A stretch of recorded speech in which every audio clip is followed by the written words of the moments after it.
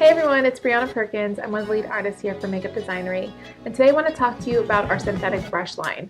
We're developing a whole line of brushes that are all synthetic hair.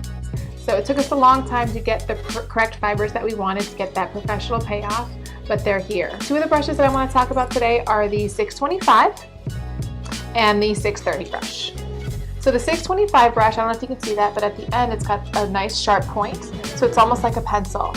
You can use that to go underneath the eyes and get a great drop shadow. You can go into the crease and really build that up to use your smoky eye. The 630 brush is also great because it's really dense. It picks up a lot of products. You can pack on color, and it's got the softness to really diffuse and blend things out. You can also use this with creams if you want to use it for your correctors underneath the eyes and blend out the creams as well. So we have a lot of different brushes that are going to be coming. We're going to keep you updated on all of the brushes. I'm going to show you some tutorials on how to use these. So make sure you click like and subscribe to our videos to keep updated on everything that's going on here with Mud.